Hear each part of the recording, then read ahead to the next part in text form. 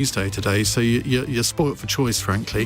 0345 6060 973 is the number to call. You can WhatsApp us on that number. You can text 84850, and of course you can watch us on Global Player.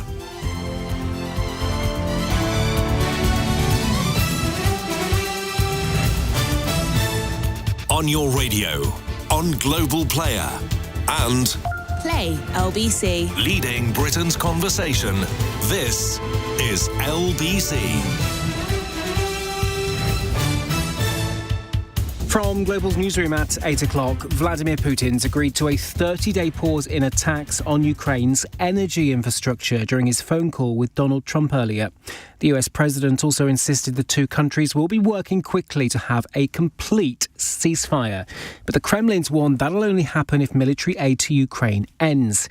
Malcolm Nance, former US Navy intelligence officer, told LBC that Trump's been played by Putin. The Russian army is on the verge of collapse, and Putin's only salvation is to get Donald Trump to do his bidding. And Trump has had absolutely no problem whatsoever representing Russia's position and not the traditional position of the United States, which is to back democracies. Work capability assessments for universal credit are being scrapped as part of £5 billion of government welfare savings. The Work and Pensions Secretary Liz Kendall's told MPs the current system is holding back the country.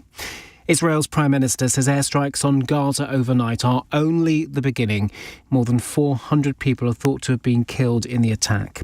And two astronauts stuck in space for over 9 months are expected to finally return to Earth tonight. Butch Wilmore and Sonny Williams were meant to be there for only 8 days. In the city, the FTSE 100 closed up 25 points at 87.05. The pound buys $1.30 and €1.19.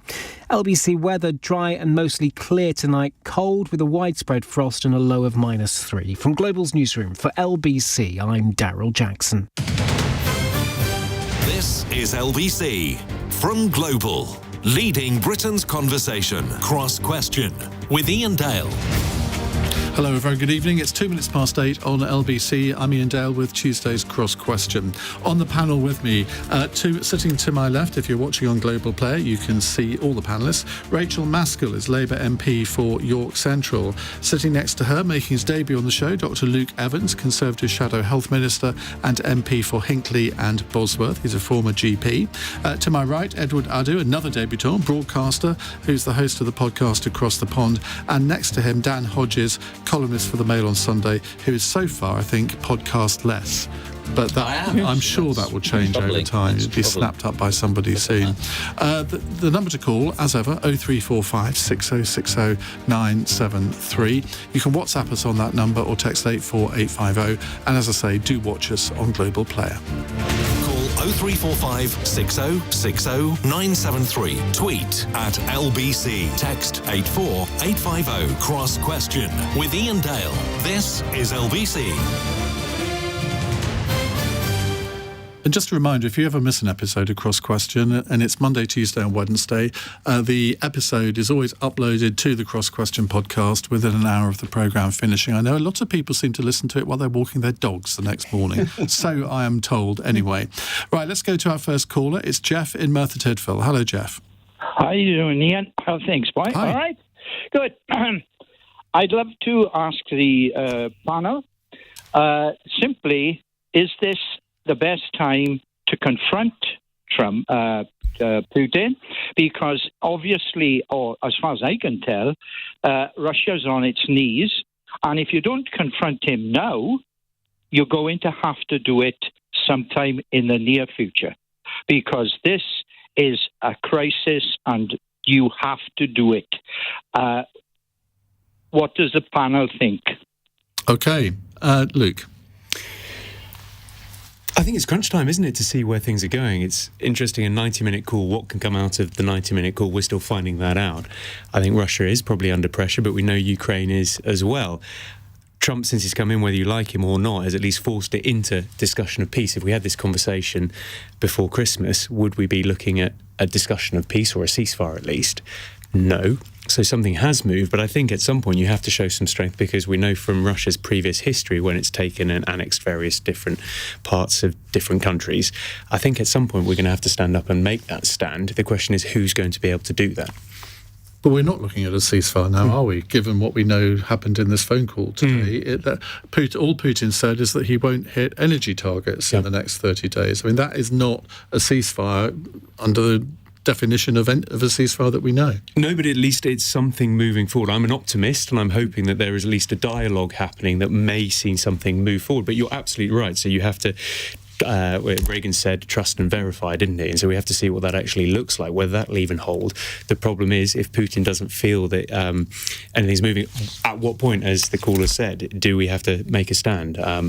Trump's usually quite erratic when he says this, or certainly we've seen that, so it'll be interesting to see what that looks like, but I don't know. Shouldn't we stop giving Trump the benefit of the doubt? Because he's clearly taking sides here. Every criticism that he makes is of Ukraine and Zelensky. Not once, that I can recall, has he ever criticised Russia for being the aggressor in this war. And so what was the question, sorry? Well, shouldn't we stop giving him the benefit of the doubt in terms of his motives? Well, he says he wants peace. Most of us translate that to mean capitulation by Ukraine. Well, I hope not, and that's what our job as allies is, to try and make sure that that message is heard. He is in the driving seat, unfortunately. America is the most powerful country on this planet. He is making those cases, so we should call it out. And I think the reaction after what happened in the Oval Office, I think you saw that. He was very much called out to say, that's not the way you treat your allies.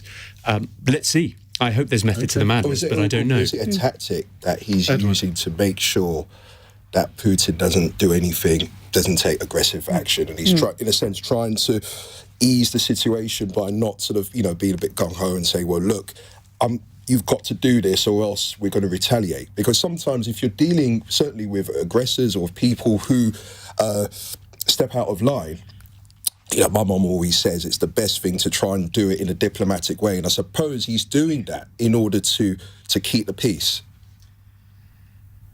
What? You mean Trump? I mean, you're giving Trump the benefit of the doubt as well.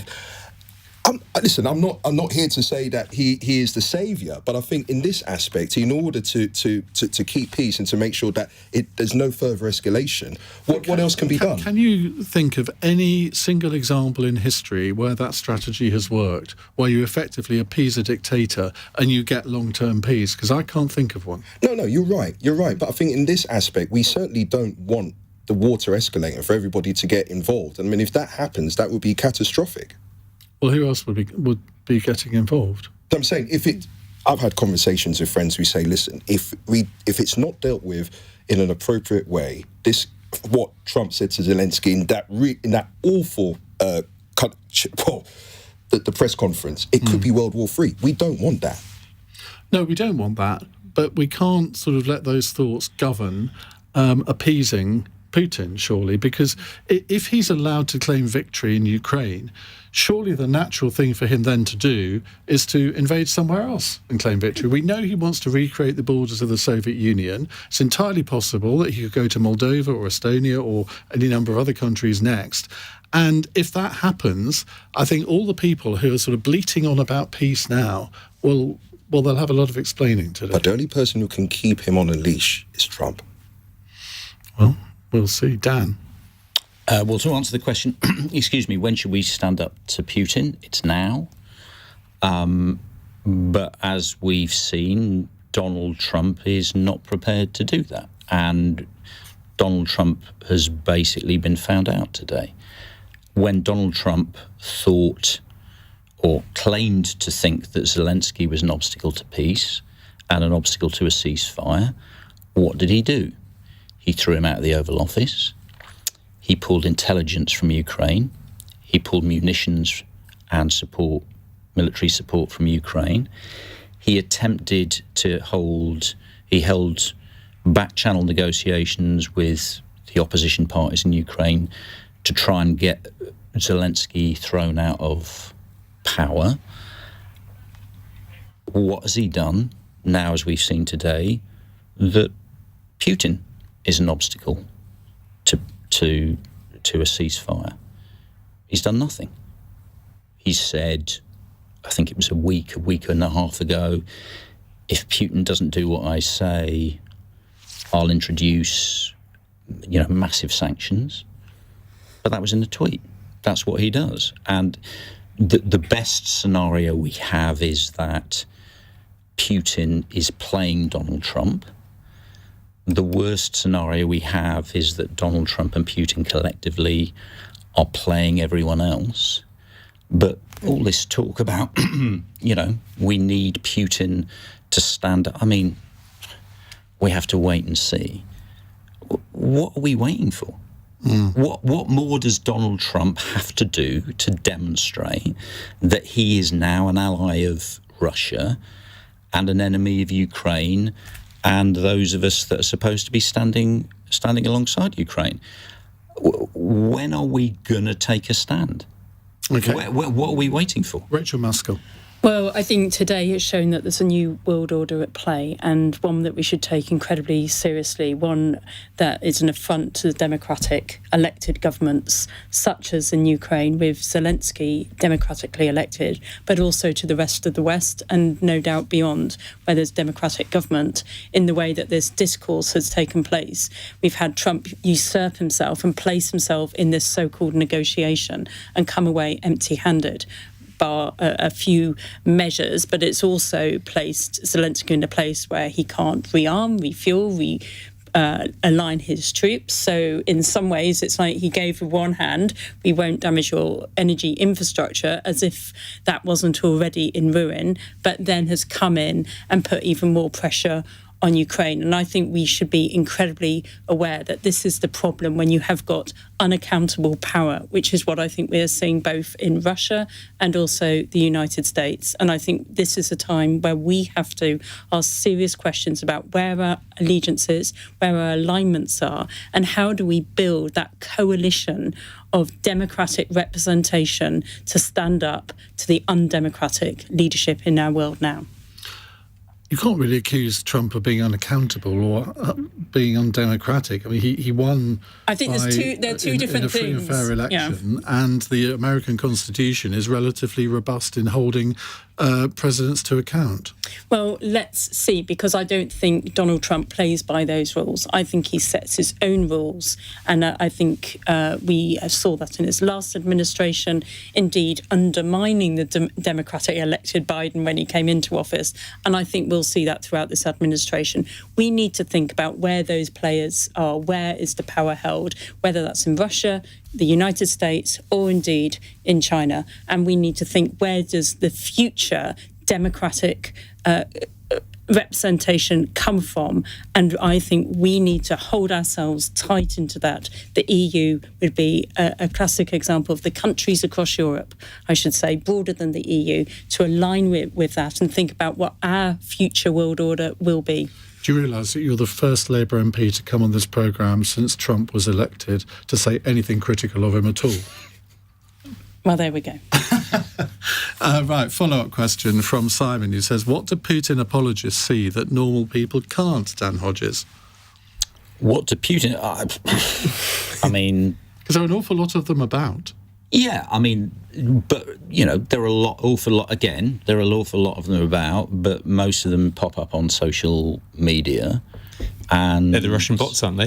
Exactly. And a lot of them are generated from Russia. I mean, I do not... But I think the problem is, we obviously have a problem in this country with... We've talked about the problem with Putin Russian propaganda. But we've actually got a bigger problem in this country, in my view, with Trump propaganda. And we've got a situation in this country now where we have a significant number of people across the political spectrum who simply are either buying the Trump MAGA propaganda or are just refusing to stand up to the new Trump narrative. And, I've got a lot of... and I've said it, I've got a lot of respect for what Keir Starmer, for example, has tried to do in this situation. But Keir Starmer's foreign policy is suffering from, in my view, a fundamental misconception, which is Keir Starmer is trying to pretend that nothing has changed. That Donald Trump, at the end of the day, is essentially believes the special relationship is intact, that America still stands behind the West, and that America still is essentially a supporter of Ukraine and an opponent of Putin.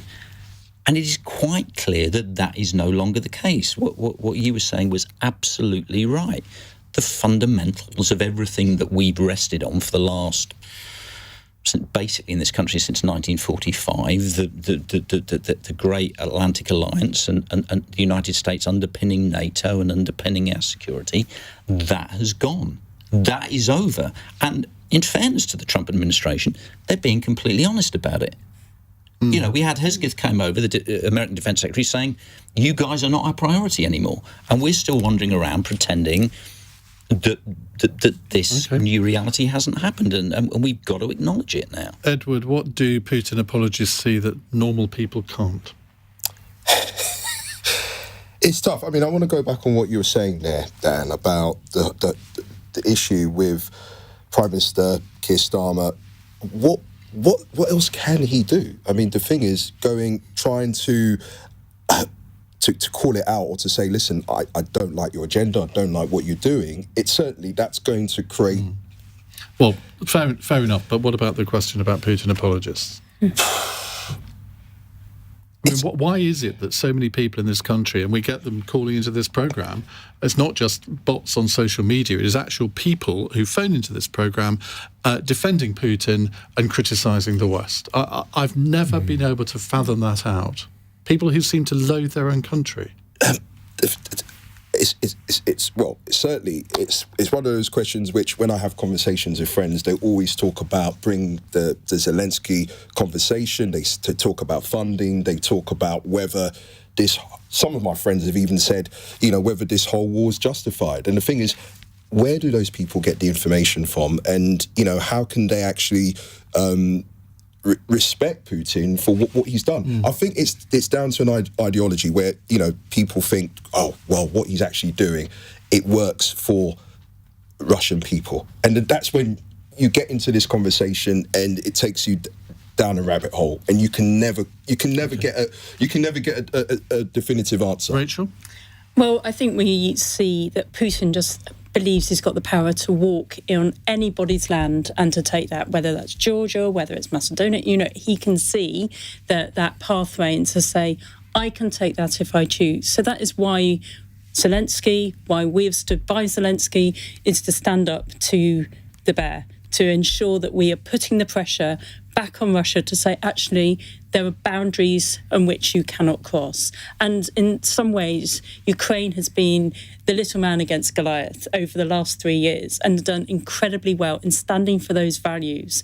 But as we move forward from this point, because we can't say today didn't happen, what we need to recognise is where those powers are operating across our world, whether it's China coming into Africa, whether it is the United States now controlling what's happening across North America. We've seen the relationship with Canada already break down. We have got to recognise the reality of where we are at the moment, Rachel, and decide how we rebuild a democratic world order and to put those values on a global platform. And that's the work that I believe Keir Starmer has, David Lammy has, and others, to rebuild the institutions of power globally. You talk about Africa, China and Africa. That's something that is not often discussed, because I think the case there is China influence on certain African countries saying, listen, we can do this for you in terms of your infrastructure, transportation and everything. But in actual fact, the deal is, if we kind of not encroach or we help you guys, we want something from it. And to a certain degree,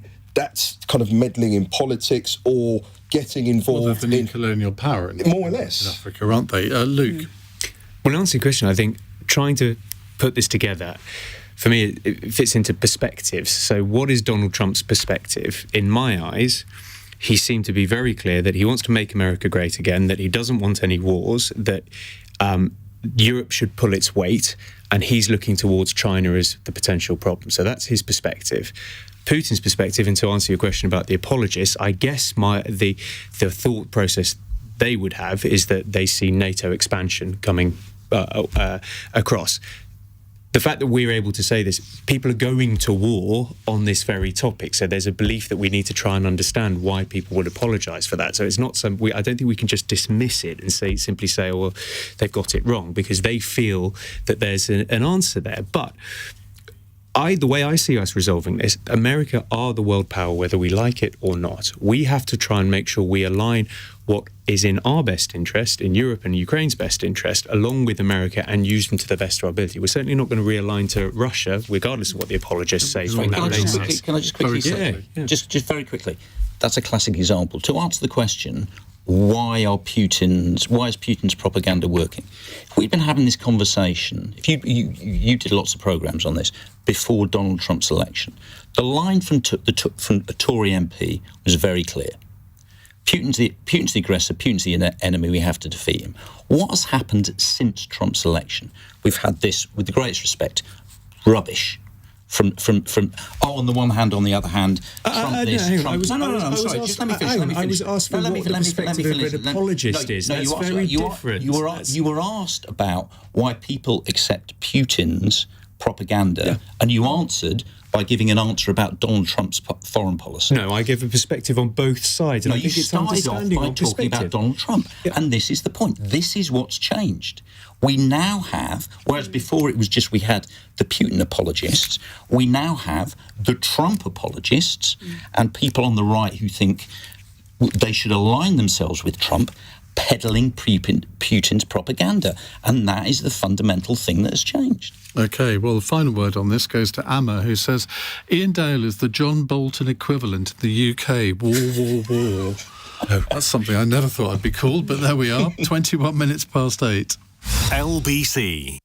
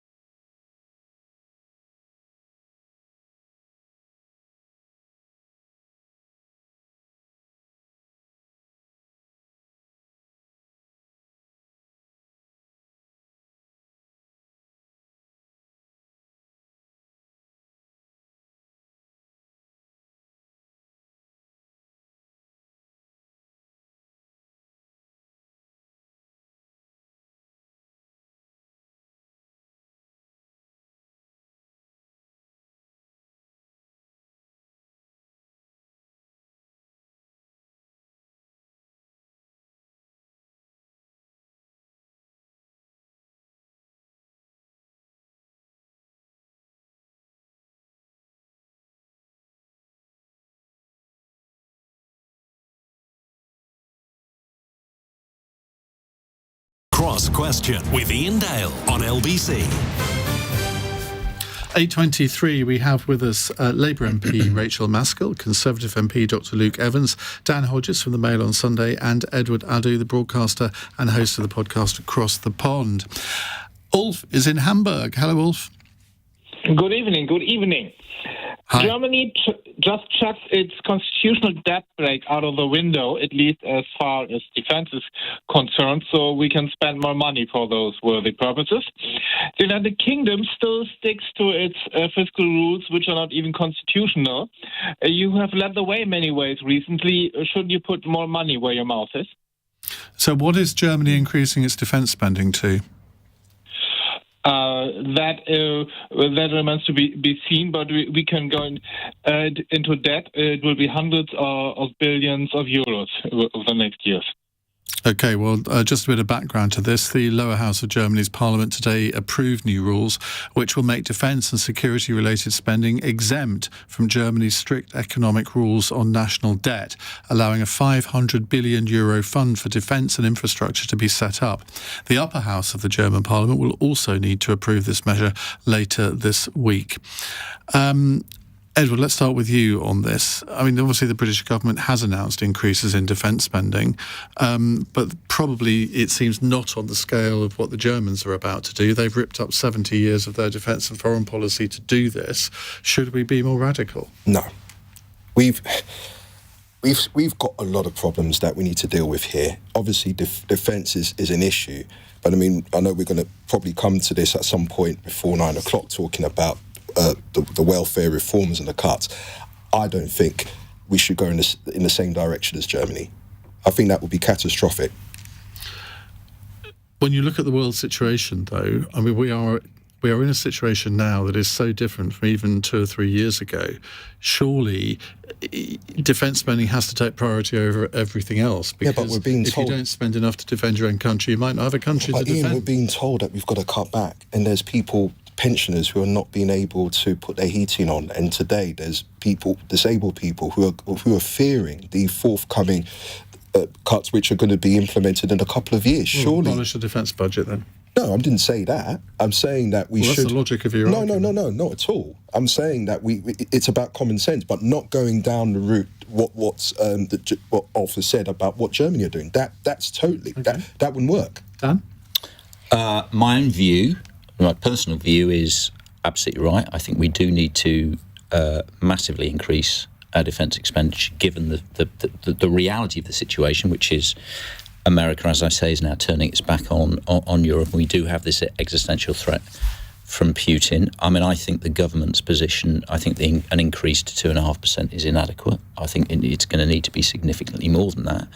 But I'm going to be completely honest, I do agree with what we've just heard. I don't see how there will be a public consensus for that level of increased defence expenditure, whilst we have a government that is simultaneously saying we have to cut support for the most vulnerable people in our society. And as you said, I think we're going to come on to the welfare issue in a moment. But I do think, I've been speaking to people in government who have said they think Keir Starmer has got like a sort of political money in the bank because of his stance on Ukraine, which means he can now spend that in pushing through quite unpopular policies in relation to things like welfare. I think the opposite. I don't think they are unpopular though, with the general population. No, I disagree. They might be unpopular. I completely disagree with you. I get it. I completely disagree with you. Let's see which of us is right, but I think they are going to prove unpopular. And I think what is going to happen is, I think Keir Starmer's policies in relation to welfare, things such as you said, as you touched on, winter fuel allowance in relation to pensioners, I think people are going to start turning around and say, hang on a second, if we can afford, why can we afford drones to Ukraine if we can't support disabled people in this country? Make the comparisons. And I've spoken to Labour MPs who are already starting to say they are starting to hear that on the doorstep. Well, let's talk to the ringleader of the rebellion on these sorts of things, Rachael Maskell. I mean, this isn't. But I mean, let's stick to the subject of defence spending. This is an economic question, and you've got to think about, again, the changing world order. So, do we put the money into defence, and if so, where is that actually going to show itself? What are we spending that money on?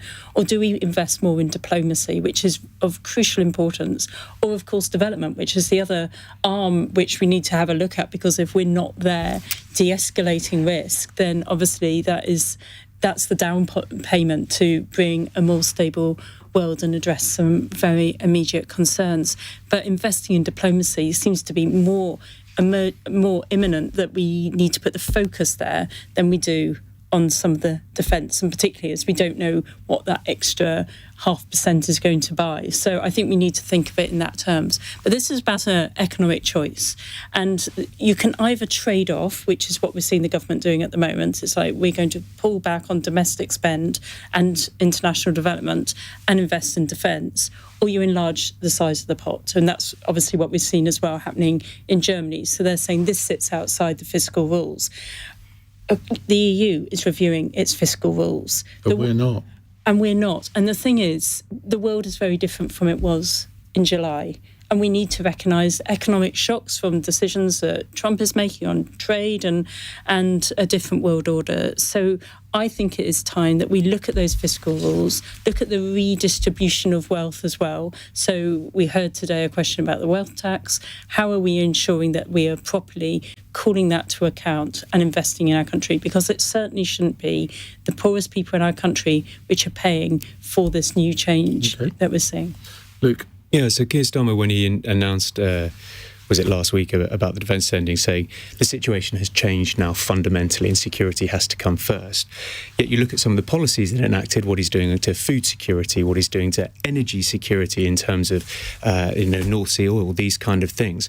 I see an opportunity for him and Rachel Reeves, actually, with an emergency budget next week. They could actually undo some of the issues that they're put forward, the tax raises they're planned, because the economy has shrunk, so we don't even have as much money as we wanted to in the first place.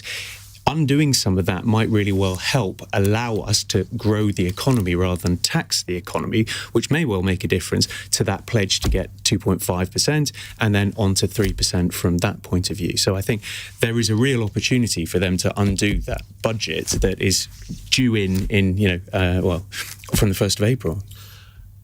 But do you think, with all this talk about 2.5%, 3%, a lot of people think that this is for the birds, that within a few years we'll be talking about 5%. Are you one of those people?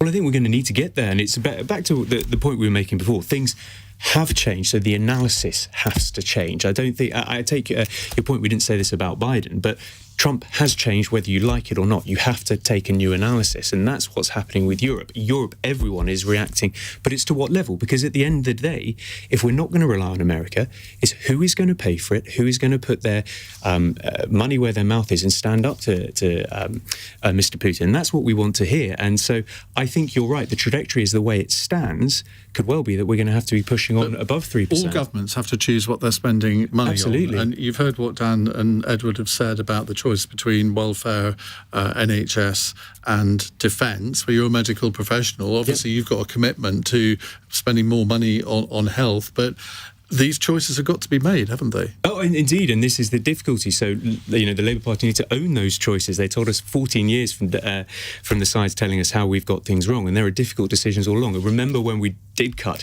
the FCDO budget, and Keir Starmer reached across the dispatch box and pointed, every living Prime Minister for the last 20 years agrees that it's the wrong thing to do, bar the one sat over there. Of course, fast forward 3 years, Keir Starmer's done exactly the same thing, because there are tough choices to be made to make sure what are our priorities. And freedom in Europe is up there at the top one, isn't it? Ulf, thank you very much for your question. We'll move on to different subjects in just a few moments' time. You're listening to LBC. It's 8:32, and Daryl Jackson has the news headlines. Ukraine's president says he supports a proposal to stop Russian strikes on energy infrastructure for 30 days after Donald Trump held talks with Vladimir Putin. But Volodymyr Zelensky says that future talks about Ukraine without Kyiv at the table will not bring results. Israel's Prime Minister says airstrikes on Gaza overnight are only just the beginning and told Gazans to get out of harm's way. More than 400 people are thought to have been killed in the attacks last night. And the Work and Pension Secretary has announced a series of cuts and reforms to the benefits system, including scrapping capability assessments for universal credit claimants. Liz Kendall's told MPs the system's too complex and is holding the country back. LBC weather dry and mostly clear tonight, cold with a widespread frost and a low of -3. LBC. The following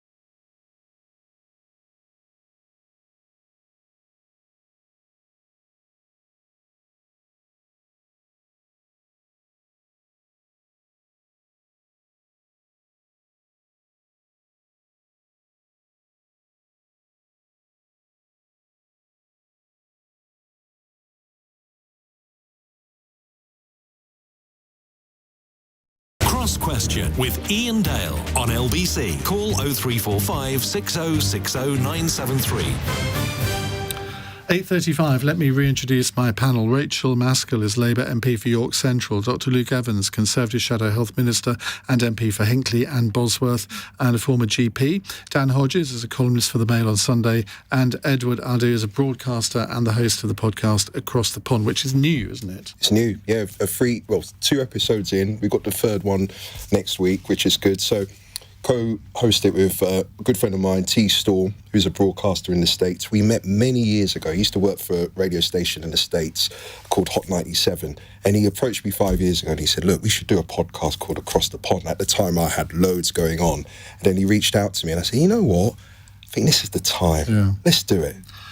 I would love to work on a radio station called Hot 97. And he made the jingles for them as well. And he's made the jingles for the podcast as well. He is like the audio sonic king. Oh, well, there you go. We need some new jingles for mine, I think. And we've only just started. Right, Chris is in Stubbington. Chris, what's your question, please? Good evening. Oh, good evening, Ian.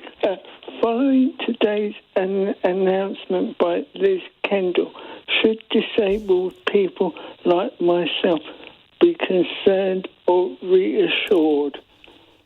And are you concerned or reassured, Chris? I'm very concerned because I've got cerebral palsy, and when I'm moving from my legacy benefits, I'm already losing my severe disability premium, and now I'm really terrified. Right, Rachael Maskell, let's come to you first on this.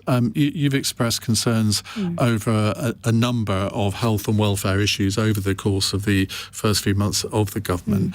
What was your reaction when you heard what Liz Kendall announced today? Well, I think obviously it was trailed very heavily in advance, and my red line's very much about how do we ensure people maintain their independence, psychologically safe, i.e. their mental health is not deteriorated as a result of the change, that people are kept from poverty and are able to maintain their dignity. And my concern is this £5 billion, if you're taking that out of the budget, that means it comes from individuals' back pockets. That means people are going to get less. And that's where my big concern is. We know that people that will be new signing on will get £2,600 less on the health element of universal credit. We didn't hear that in advance of today, but also we are going to be seeing the eligibility criteria in which, in order to get that support, that social security, is going to change. It's going to be a higher level, which means many people that get that support today may not get that in the future. And of course I welcome people moving into work and all of that support package, all of that is really positive. But we've got to remember there's two groups of people. There's the group of people that can't work and won't be able to, and we've heard assurances that those people will be kept safe. But what about those people in the middle? What happens to them?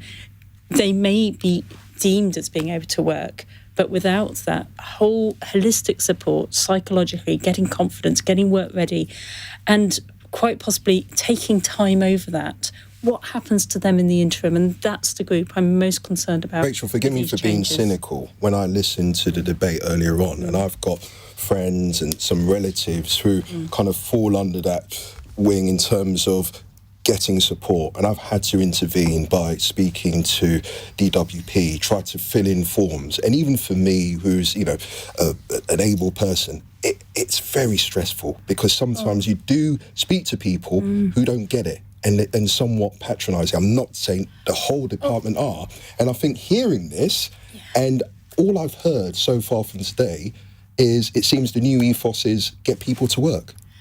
It's massive. Why is that a bad thing?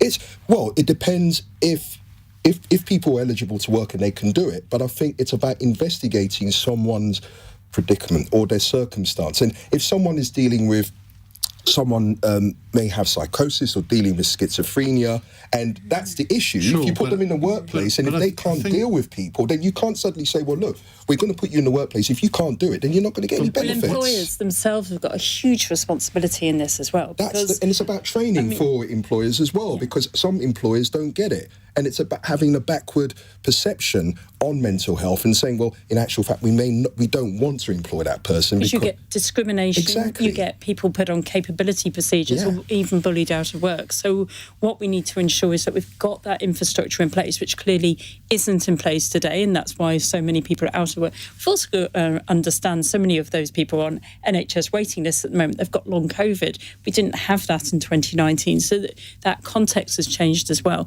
There's so many elements to understand. And how about people on long COVID? How are they going to be supported through this? Well, they're asking that question at the moment because many feel very much forgotten at the moment and are struggling day by day. Even just getting out, sitting in a chair can be a massive effort for those people.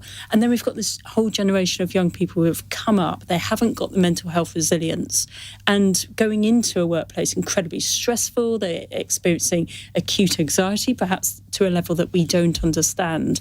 But also that means that they haven't got the confidence to be able to navigate themselves in the workplace. So a lot of work needs to be put in place. Now, I don't think those people should be denied the opportunity to work, but we've got to work with people. It's got to be about co-production, and therefore the state, together with employers, together with the disabled person, working together. The thing that I feel saddest about is that disabled people are not part of this conversation. It's being done to them as opposed to them leading the way. And I think we've got to, I've read the Green Paper today, and it said this element is for consultation, this element isn't for consultation. I think the whole thing should be for consultation. So disabled people are put at the heart of policies which impact on them. Luke.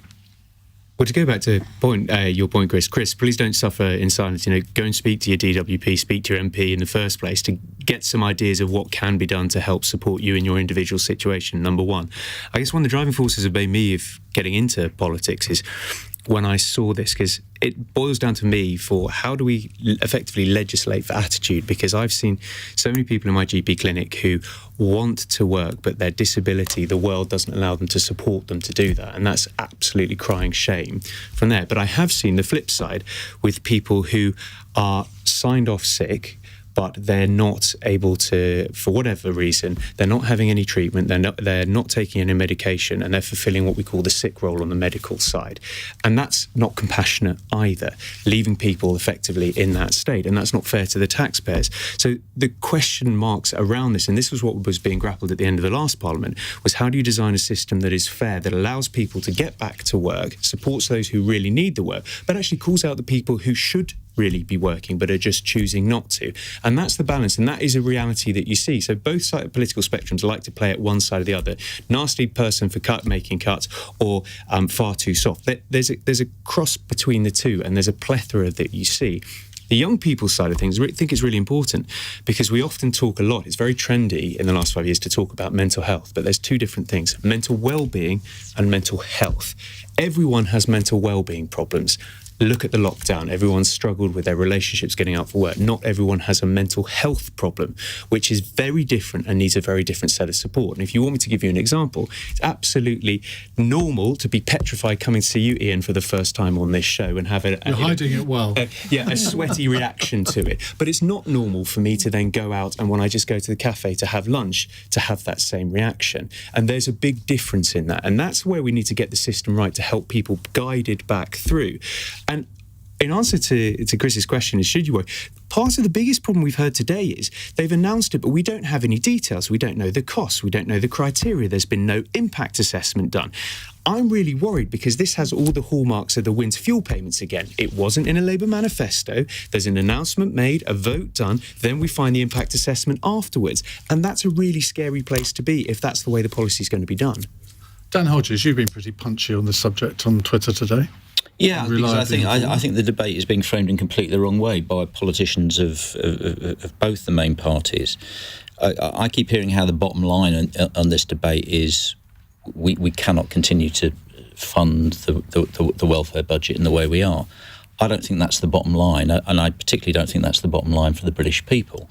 I think the starting point for this is, are we prepared to tolerate a society where people who are disabled and as a result of that cannot work are going to be consigned to a situation where they either freeze to death in their homes, starve to death in their homes, or live effectively in their own feces in their homes. Now, I think everybody across this panel would say that's not an acceptable position. So that has to be the bottom line. The bottom line is, do we provide the support for the people who need the support? Once we've guaranteed that support, then we can build up from there and look at areas of the system where there may be some excess.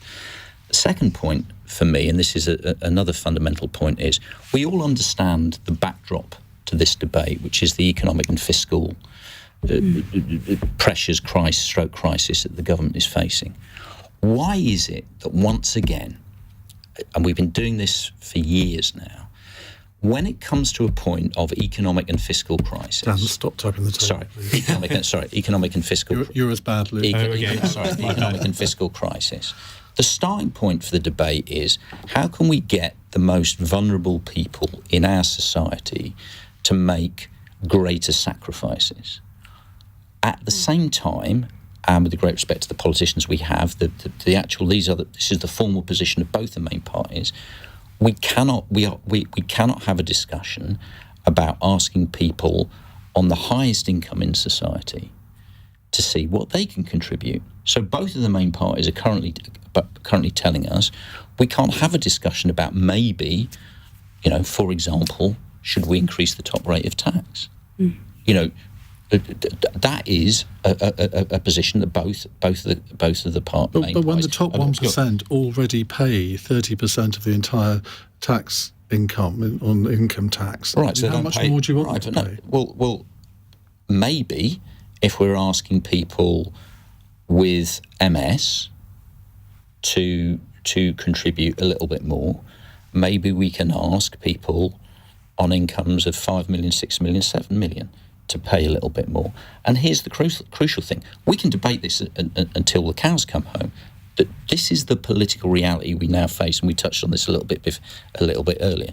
The British people are not going to tolerate a situation any longer where the most vulnerable in society are penalised whilst we continue to say, I know it's been cut, we continue to say, but we want taxpayers' money spent on overseas aid, when we continue to say we want taxpayers' money spent on supporting those who come here as seek asylum or are stroke illegal immigrants, or as we were touching on before, or we will tolerate, we should increase spending on defence. We can debate, and I say this as someone who supports overseas aid spending, who supports granting people asylum and supports increase in defence. We can talk about this, the political class, we can have debates about this, and the British people have had enough of this. They are not going to tolerate a situation where they're told pensioners have to have their support cut, the disabled have to have their support cut, whilst politicians pursue these other priorities. Okay. And can I just say this? No. And we've got local elections coming up in a few weeks' time, and you are going to see that graphically illustrated. All right, Corey says we can go on for a couple more minutes. So I want to come back because the reality is if people aren't getting the support they need, so we have personal independence payments. So if people aren't kept independent, they become dependent on more expensive parts, say, of their health service. So as a result of that, it's really important that we maximise people's independence. They need facility to get up, get washed, feed themselves, have dignity, and then also looking at how do we ensure people are secure in their own mental well-being. So we've got to look after our society as well. That's a value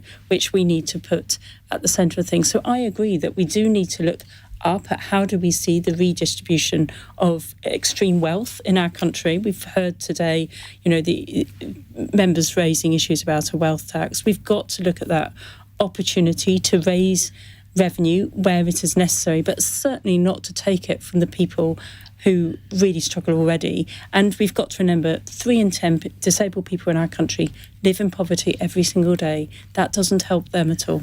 Okay. Right, we need to go to a break because we have several more questions to get through before 9 o'clock. It's 8:49. This is LBC.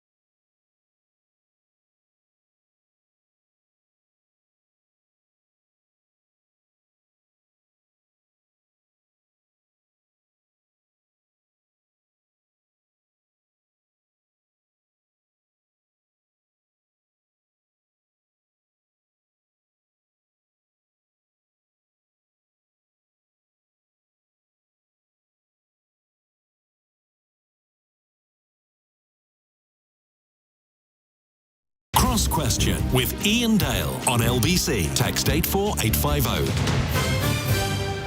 8:52. Rachael, Maskell, Luke Evans, Dan Hodges and Edward Adoo answering your questions. Let's go to Sean in Preston. Hello, Sean. Hello. Has Hi. the social contract with young people finally snapped? Now, I'm trying to work out which is the youngest person on the panel, and I don't know. I'm going to go to Edward first on this. Oh, as the young people, I'm trying to think. Sean, in what aspect?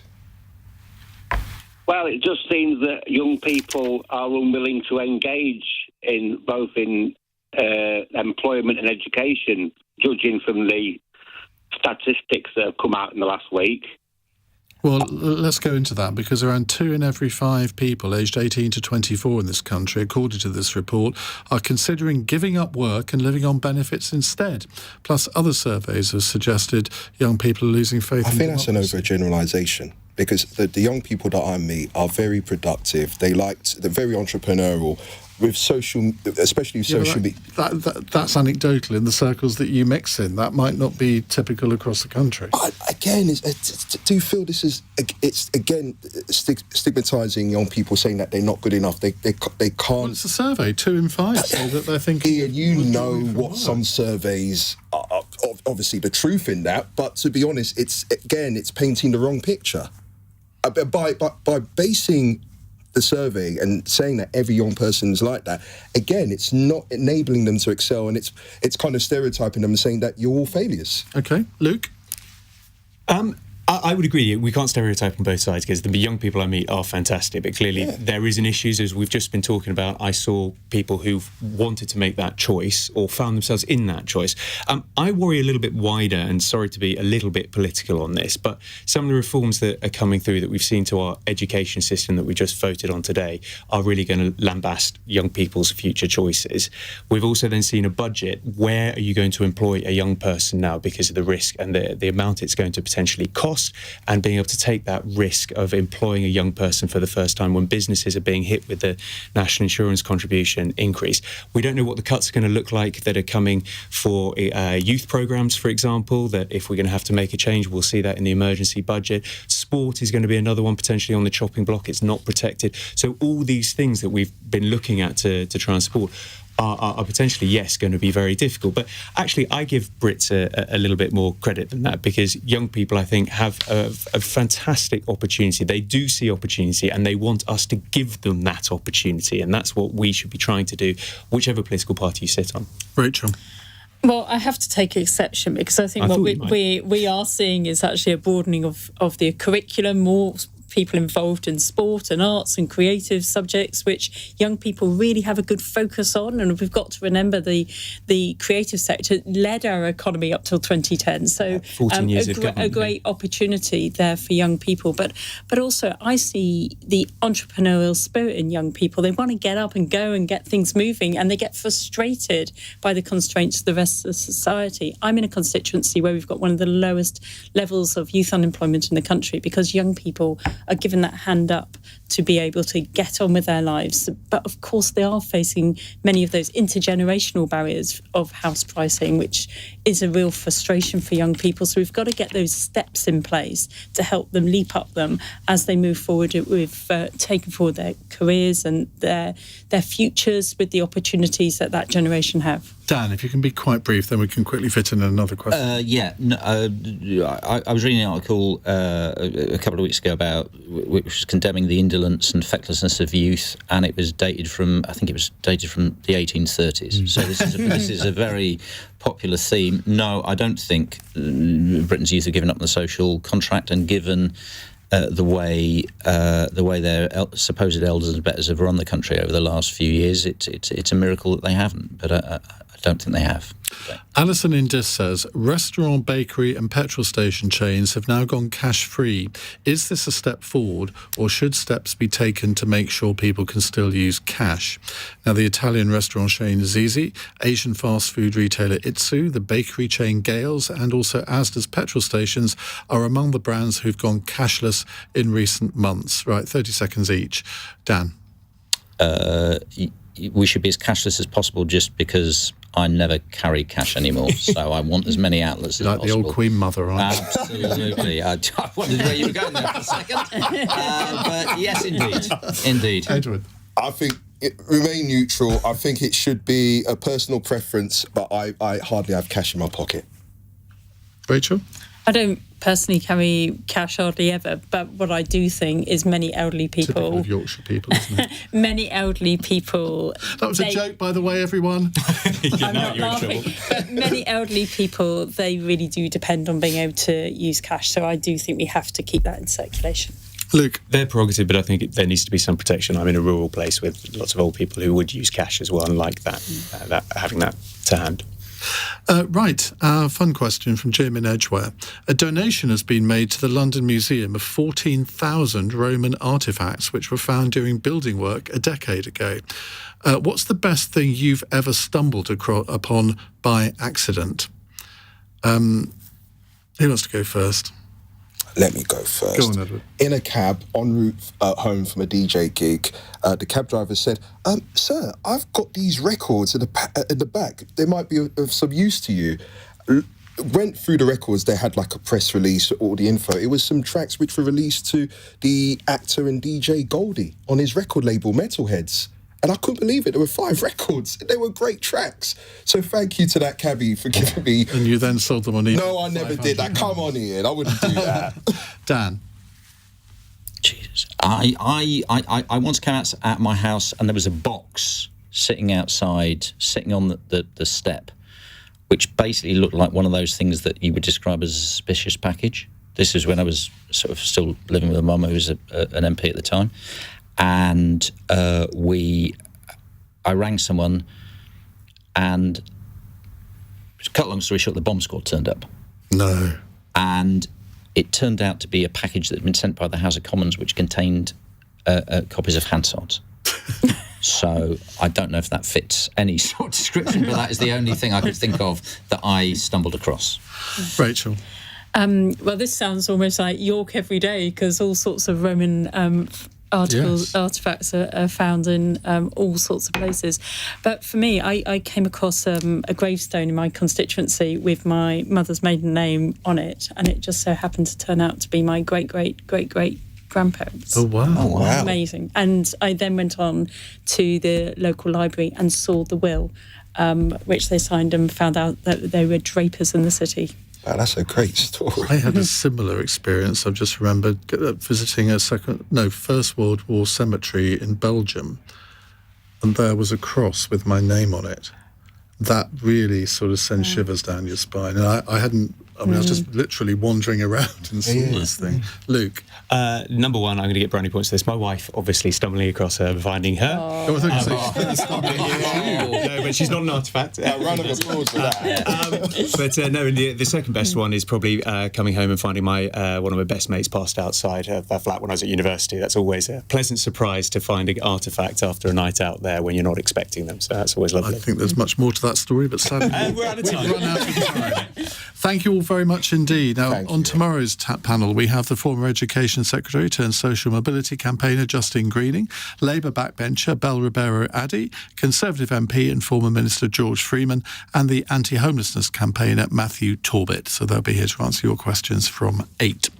Coming up in the next hour, claims linked to some form of anxiety and depression account for one of the biggest subcategories of PIP, with more than 500,000 payments now supporting people who are anxious and depressed. It follows a surge in mental health problems since the pandemic, particularly among the young. More people now receive the maximum amount of PIP to help them cope with generalised anxiety than people who were born deaf. So my question to you is this. Why are so many people being diagnosed with mental health related conditions now compared to, say, 10 or even 5 years ago? 0345 6060 973 is the number to call, particularly if you're one of them. On your radio, on Global Player, and Play LBC. leading Britain's conversation. This is